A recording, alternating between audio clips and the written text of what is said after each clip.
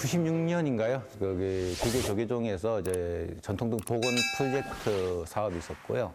저희가 이제 우연찮게 그 사업에 대해서 알게 되고 제가 좀 자원해가지고 뭐 시작을 했다고 보시면 될 것 같습니다. 하지만 사라진 옛 등을 복원하는 작업이 만만할 리 없었다. 뭐요? 전통 등을 복원한다는 건 당시만 해도 생소한 일이었다. 원래 한 2년 정도의 그 어떤 사업이었는데 어느 정도의 성과 모델 내놓고 이게 그만두자고 하니까 이 문화가 좀 차장될 것 같고 다시 그런 문화를 좀 계속 발전시켜야 되는 부분들 또한 그런 좀 사명감도 생기고요. 언젠가부터 등은 전통 찻집에서나 볼 수 있는 오래된 물건이 돼버렸다. 백창호 씨는 그걸 바꾸고 싶었다. 전통등 그러면 가장 쉽게 한지등 이렇게 이야기할 수가 있는데요. 그 예전부터 내려오던 그 등 문화, 그 놀이 문화라고 보시면 되고요. 요즘 같은 경우는 이제 청계천 뭐 등축제라든지 다양한 행사를 통해서 이제 많은 분들이 등에 대해서 이제 많이 알고 계신 것 같습니다. 대처에 나간 자식 걱정에 밤잠 못 이루는 어미 심정이 이럴까. 하나의 등이 자신의 손을 떠날 때까지 백창호 씨는 매 순간 마음을 쏟는다. 전통 등의 뼈대는 대나무다. 똑같은 대나무라도 어떤 부위를 쓰느냐에 따라 등의 형태가 달라지기 때문에 대나무 선택이 가장 중요하다.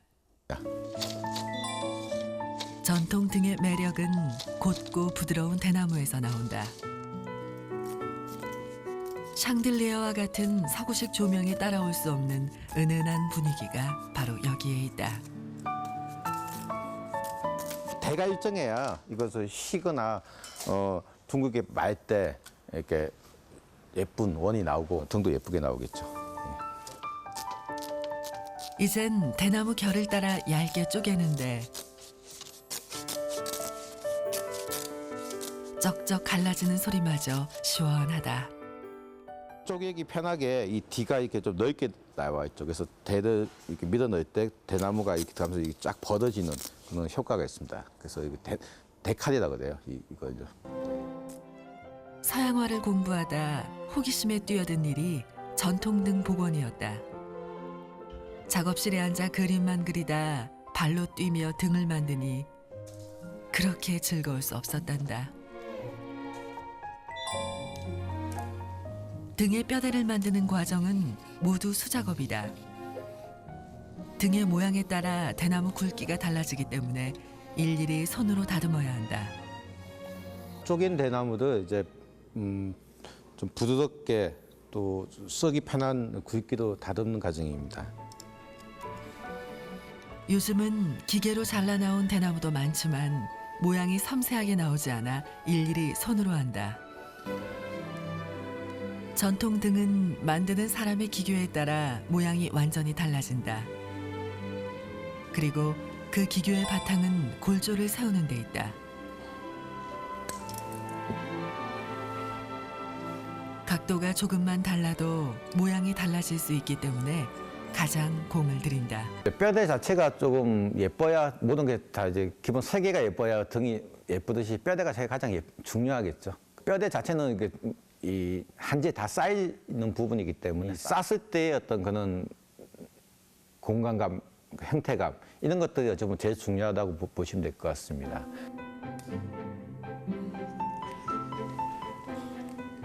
대나무의 재질과 느낌을 살리기 위해 열을 가해 원형틀을 부드럽게 만들어준다. 원형에 3개의 기둥을 세워 주마등의 골조를 만드는데 이때 본드나 접착제가 아닌 명주실을 이용해 연결한다. 그래야만 원반 안의 바람개비가 잘 돌아간다. 여기에 한지를 여러 겹 붙여 만든 말 형상을 달아 회전을 시켜 재미를 느끼게 한다.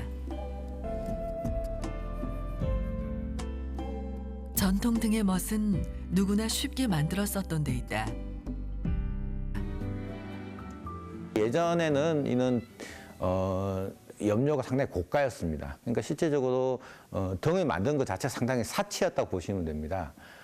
등에 필요한 뭐 대나무나 이런 철사, 쌀이대, 한지는 예전에도 이제 양반 집안 아니면 한지도 이렇게 쉽게 구할 수도 없죠. 전통 등의 아름다운 옷을 입히는 건 아내 조경사 씨의 목. 그녀는 대학에서 한국화를 전공한 수재다. 뭐 저도 하긴 하는데 저보다 이제 집사람이 더 잘해요. 그래서 예, 훨씬 또 예쁘게 만들면 저보다 이제 집사람이 하는 게 더 낫습니다. 전통 등을 만들 때 대나무와 함께 꼭 필요한 것이 한지다. 뼈대를 세우고 난 면면은 한지로 메우는데 이때 한지가 울지 않도록 세심한 손놀림이 필요하다. 뼈대에 종이 붙이는 배접 작업인데요. 불을 켜면 한지통에서 빛이 나올 수 있도록 한지로 마감하는 작업입니다. 한지는 그 한지 자체에서 이제 빛을 머금고 있으면서 은은하게 보여주거든요. 또 되게 부드러워서 사람들이 느끼기가 안정적이에요. 오래 봐도 피곤하지 않고. 주마등은 불을 켰을 때 새겨지는 그림자가 생명이다. 그래서 편안한 느낌을 주는 한지가 제격이다. 여기에 만드는 이의 손맛까지 더해져 은은하고 고풍스러운 멋을 뽐낸다. 주마등은 따로 채색 작업이 없고 이게 불을 켰을 때 그림자가 이렇게 딱 비치는 담백한 등이기 때문에 그냥 여기 이제 그림자 붙이고 종이로 마감하는 거에서 끝나는 작업입니다. 주마등은 주로 산을 표현한 그림을 입혀주는데 달아놓은 말의 형상이 더욱 실감나게 보이기 위해서다. 마지막으로 등에 빛을 입혀줄 차례. 예전엔 촛불을 이용했지만 현대에 와선 전구를 이용해 불을 밝힌다. 전통등이 외면받지 않도록 실용성과 편리함을 더한 것이다. 이렇게 불이 이제 내리고 오리고 따라서 그림자가 바뀌니까 이제 제일 좋은 위치, 위치를 맞춰가지고 여기 고정하겠습니다. 불을.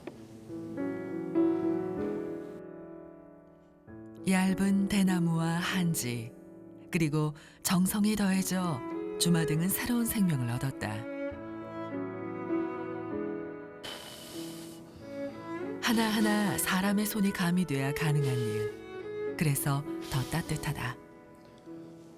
이게 빨리 돈다 그래서 이게 세월에 비유되면서 이렇게 주마등이라고 이야기를 합니다.